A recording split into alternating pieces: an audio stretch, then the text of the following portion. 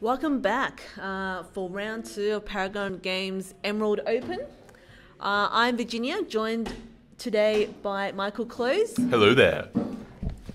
How are you, Virginia? I'm alright. You alright? Final open for the Paragon Games. Yes, So, very exciting for you, yes. I imagine. So it's been a lot of fun.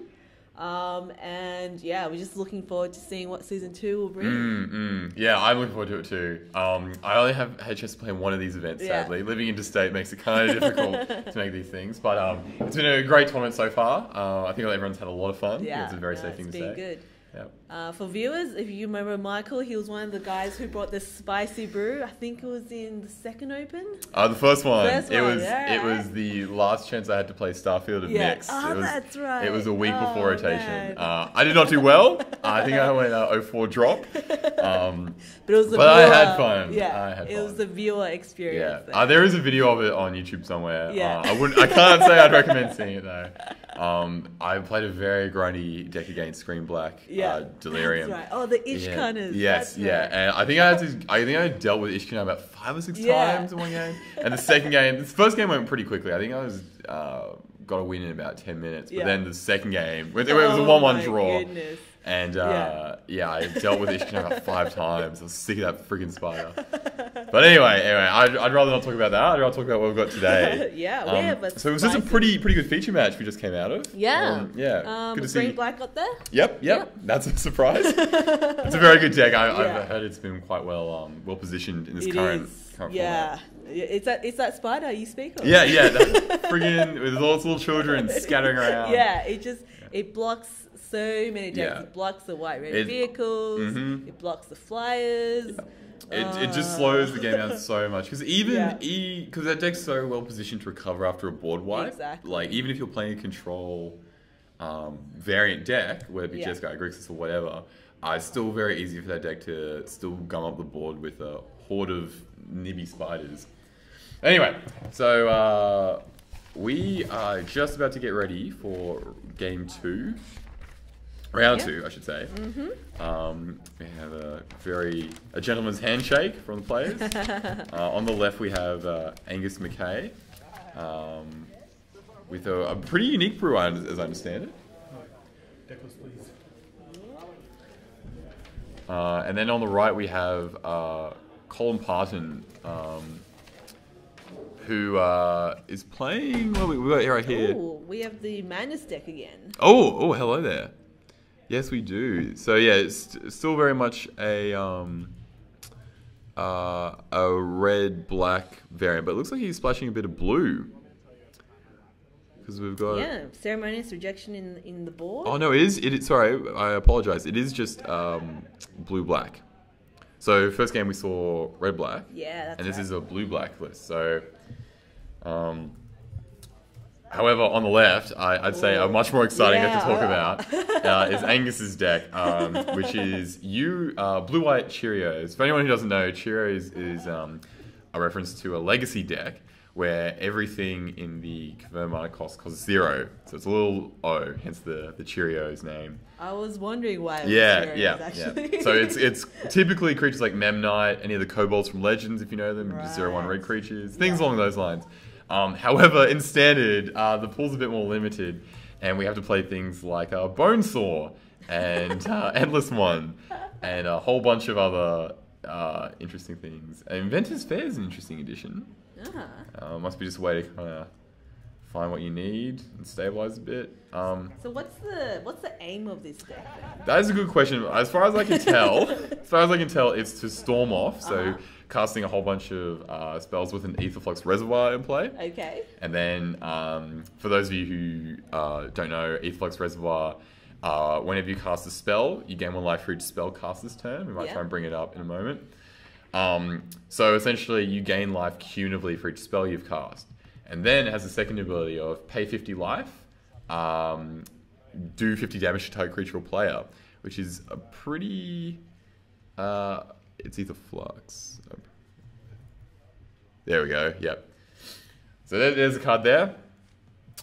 Get a good look at that. Hopefully we'll be seeing a few of those on the table today as well. But yeah, so the idea, I believe, of Angus's deck is to resolve one of these, and then next turn just flood the board, emptying his hand, He's also playing things like Thrive Inspector, Prophetic Prism, things that, pseudo cantrip. So he can kind of storm off that way as well. However, Colin's deck, I think, is quite resilient to this. I think he can apply a lot of pressure and still kind of keep the mission up to deal with whatever Angus's shenanigans will be. So it'll be interesting to see it play out. I'm very curious to see how this goes. And Colin has an interesting name for his deck: Zombies in Choppers. We've named it Blue Black Madness, but Zombies in Choppers. It's a copter though, isn't it? Not a chopper. Come on, Colin, That's lift your true. game, mate. That is true. Anyway, let's stop dilly-dallying. So here we have we're going to turn 2 on Colin's side. Colin has a Crypt Breaker, one of my favorite cards from Eldritch Moon. I'm a bit of a zombie fan myself. I have a whole bunch of foil ones. And Angus himself with his turn 1 drop of a Thrive Inspector. So I'm not sure at this point what's in Colin's hand. We haven't had a good shot at it, but if he's got a copter, he's in pretty good shape. Scourge is not bad. That's pretty good. Yeah, it's going to be an interesting matchup. I'm not sure who's actually favoured. My guess it is if Colin can get his Madness Engine going and just start charging, I think Angus will be in a bit of trouble. It doesn't seem like his deck is particularly, I guess, main boarded against aggro type decks. Yeah, I think that's a good point. So, and I also think it also depends on how much permission Colin has main, like negate style cards. Pretty much if he can deal with Reservoir, I think he's got it. However, if Angus can stave off or find a Reservoir quickly, and he can keep Colin at bay for 4 or 5 turns, then it's pretty likely he'll have it. So I am very curious to see. Because to my understanding, the blue black madness version is a bit slower than the red black. It does seem like that. Not necessarily worse, just like it takes a more steady pace. Which might benefit Angus. So there's less discard outlets as well in the blue black madness build. So less discard outlets for your haunted deads, etc. Colin getting in for 3 here with a Scrap Heap Scrounger, I believe that card is. Yep. Scrap Heap. What do we do? Oh, that's blocking with the Thrive Inspector. There it is. Scrap Heap Scrounger, another one of my favorite cards. I love decent 10 creatures that can recur themselves. I think this one's been quite pushed actually. Oh, it has, hasn't it? I'm not following too much in the way of Modern Dredge list, but I wouldn't be surprised if it has a home in there somewhere. So back to Angus for his 3rd turn.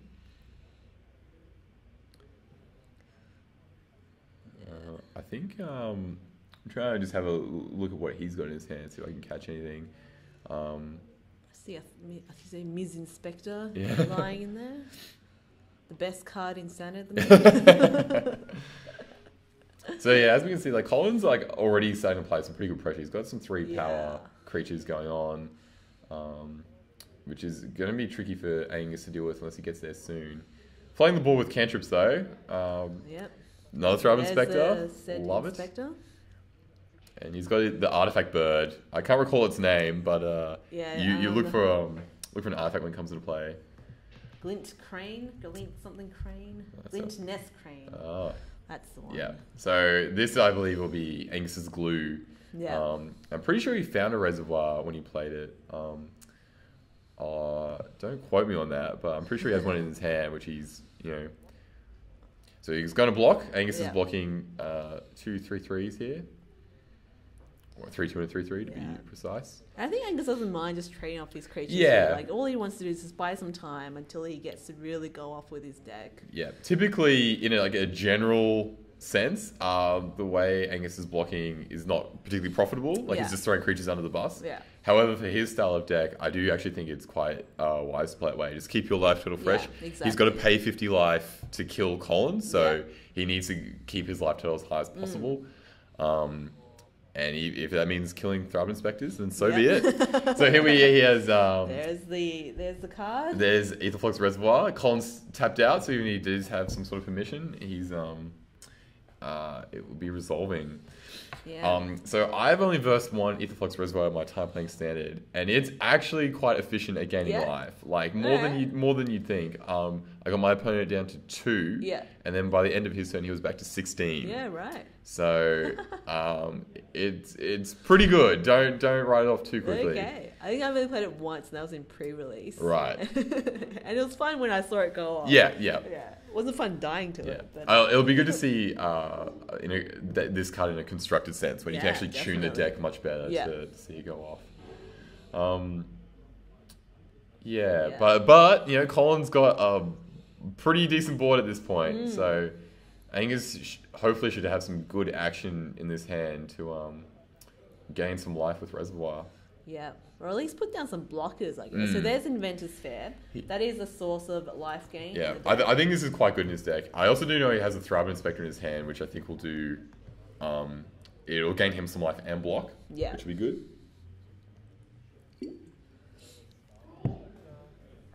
So Inventor's Fair as well. He can sack it and search for another artifact card. But he needs 3 or more artifacts, which he currently has in the board. And of course, clues also count as artifacts.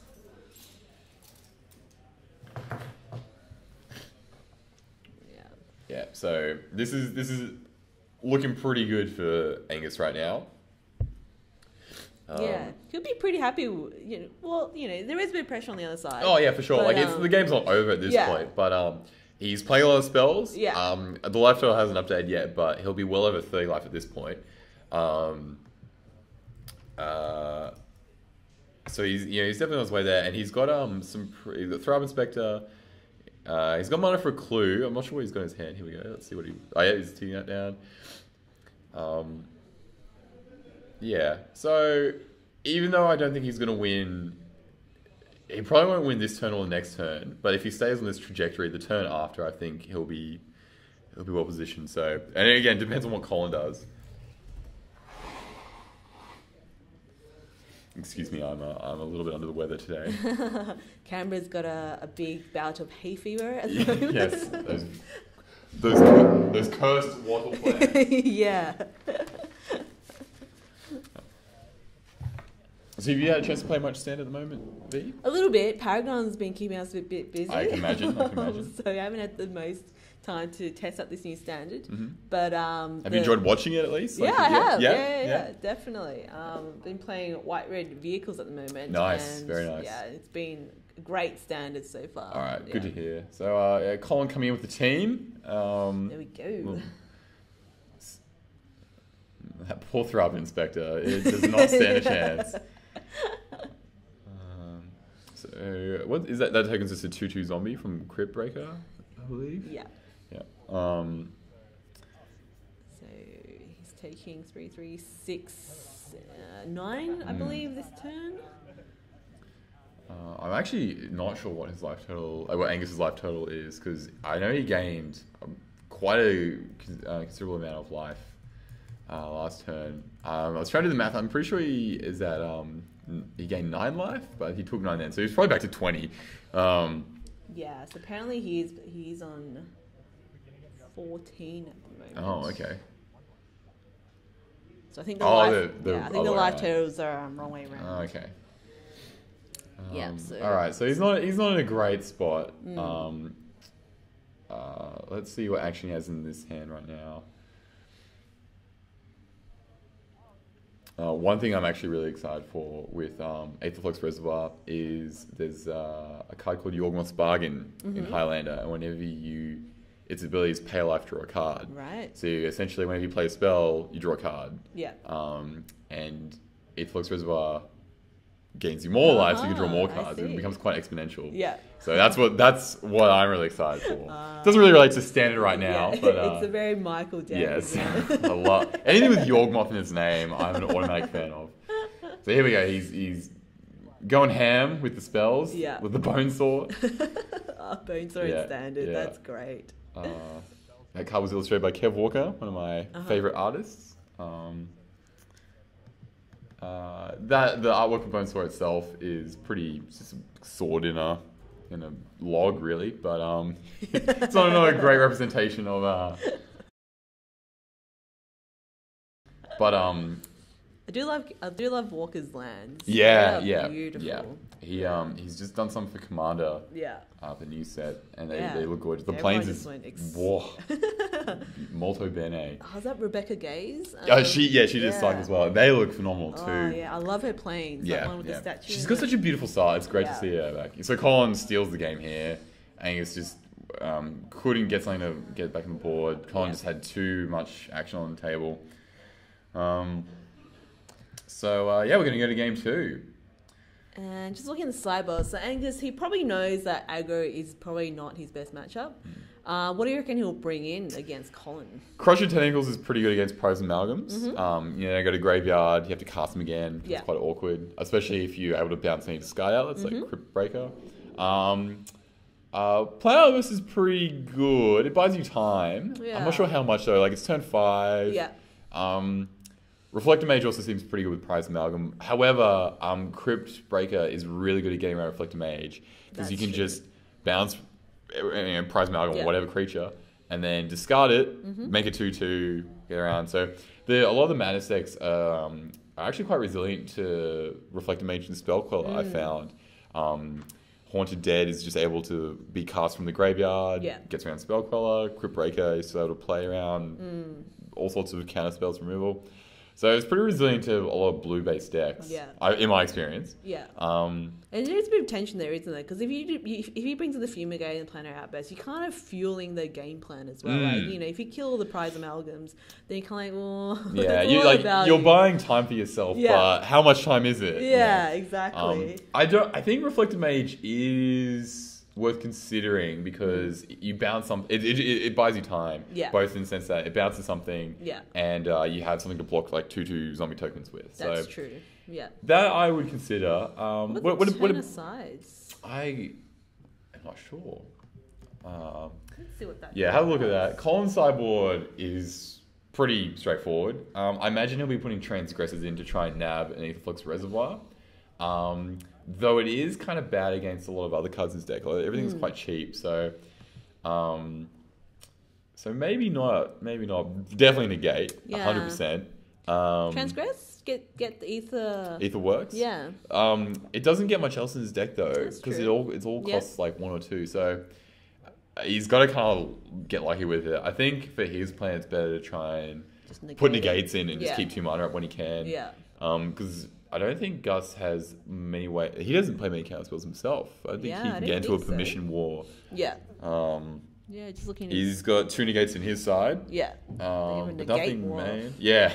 But as for Collins, I don't think he puts much else in. Like he doesn't really Kalidas, Ruinous Path, not really. Ceremonious Path, what's that? Do you know? Let's see. Ceremonious. Yeah. So I think Collins just sticks to his game plan still. And Gus is just trying to look for ways to buy more time. So I wouldn't be surprised if Reflector Mage comes in, and maybe even some Planet Outbursts. Yeah, so that Ceremonious Path meant to be Ceremonious Rejection. Oh, right. So apologies for that. So can't target colourless spell is what that does. Talk to the hand spell. It's I do think that card is likely to see a lot of play in Modern as well. It's It's a great card against Affinity. Oh, just that's true, phenomenal. Yeah. Phenomenal. Yeah. And like there's a few other artifact decks. It's good against Tron as well. Counter Khan, counter Ugin. Wow. But it's just quick action against Affinity. And I think that's the main purpose you'll see. Also good against Thorncy as an Eldrazi. That's true. Yeah. If you're for the ban Eldrazi decks. Yeah. So it hits a lot.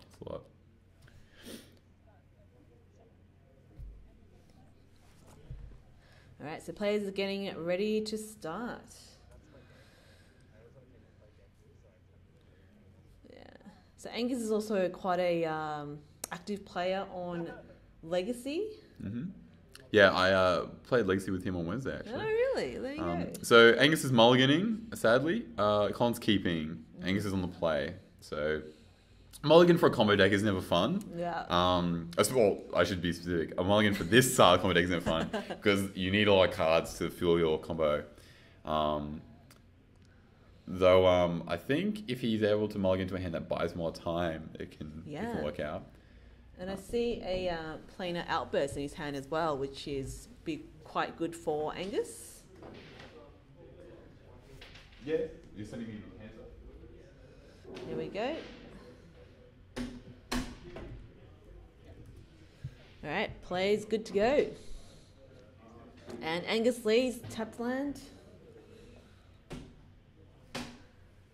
So Angus, I reckon we're feeling quite good seeing that planar outburst in his opening hand. Some reassurance. Has he got much in the way of land? Couldn't quite see. It's got a crane as well. Yeah, love that card. Such a inconspicuous card. Yeah, right. It's a 1/3, I believe, as well. Yeah, so it's got a big butt. Yeah. Oh, that's got a what's the opposite of a butt? Big face. It's got a big face. This one, 3/2. Yeah, and it's the face that keeps coming back. Yeah, it really is. It really is. There's not much in the way of sort of graveyard hate or any exiling effects. Yeah. Is that the Prism? Drawing a card? Yep. So I feel like what Angus's strategy this is, he's going to take a couple of hits, but he's going to try and get to a planet outburst. Yeah. I think that's so. Yeah. So he just wants to see a lot of cards, wants to try and make sure he hits 5 land. Yeah. Yeah, he's got 2 Soul Cranes.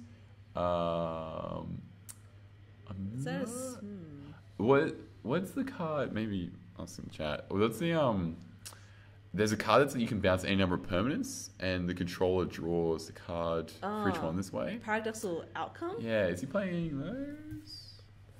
Yeah, 4 up. Yeah, so I'm pretty sure he's got 2 of those in his hand. Exciting. I hope he goes up. Yeah. So the idea for that card is you bounce your own permanents. Yeah. So you bounce like Bone Saws, Endless Ones, etc. And you just play them all again, and you've drawn cards to them as well. It's a pretty cool card, and it also, if you're in a real bind, you can bounce. Oh no, you can't. Never mind. Yeah, so he's anticipating. I didn't realize that was an instant as well. Yeah, it's pretty good. Did you make this deck, Mike? I made all the cards. I'm actually a sleeper agent at Wizards. Yeah. It almost looks like the card's alluding to a combo with Aetherworks. Like it's got the blue and green hue.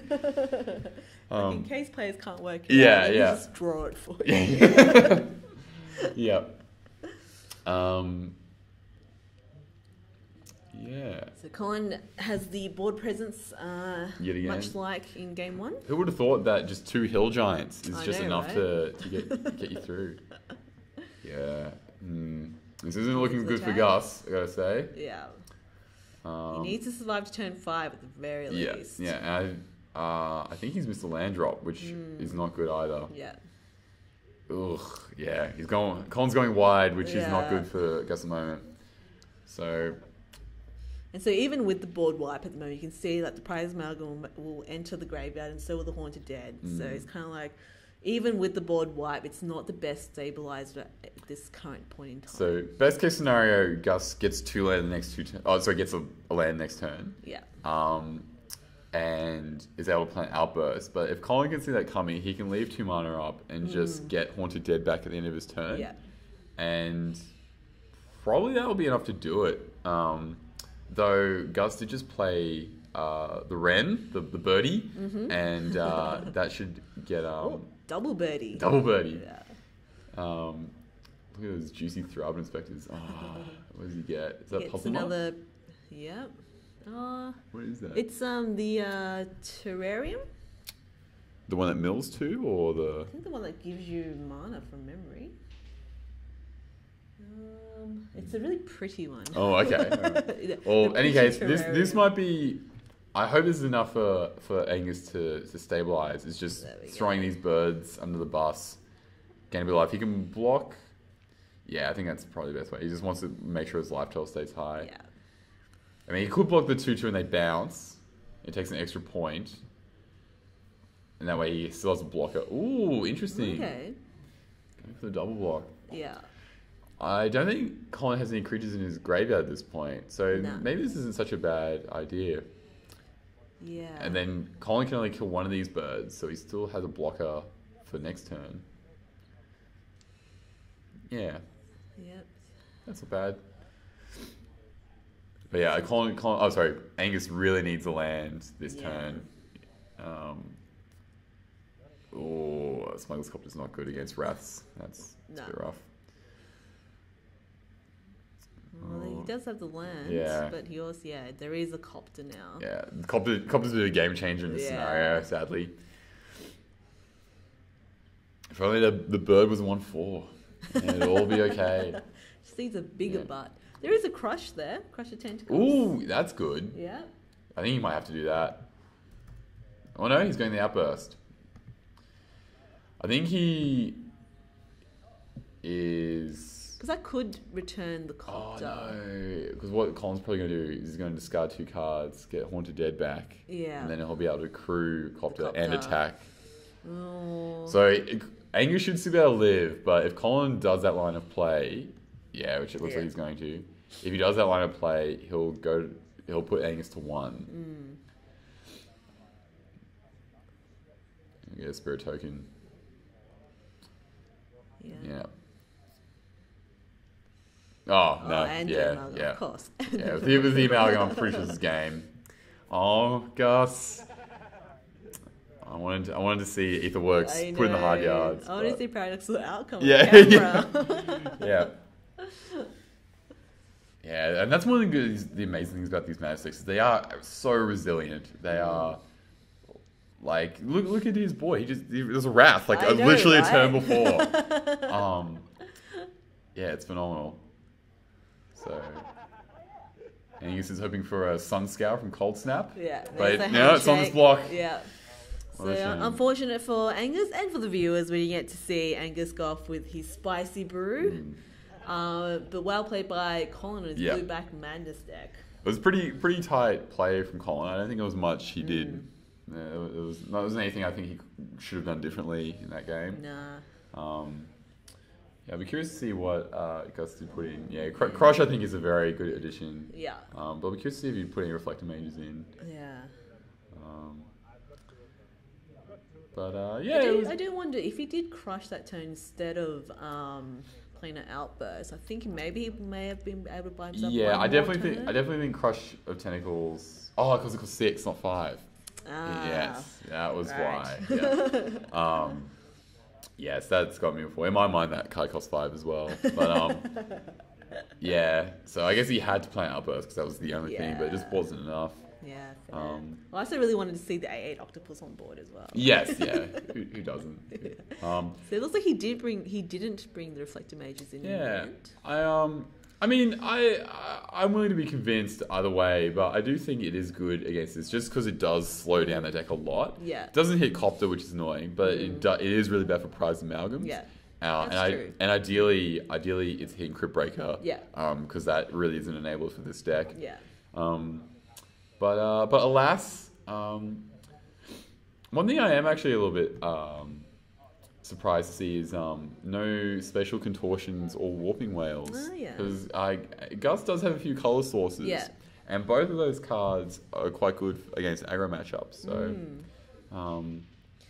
I wonder if that just screwed because there aren't that many color sources at the moment. I wonder if that just puts too much pressure on his mana base. Maybe it does. But yeah, because I did Inventor's Fair is a color source. That's true.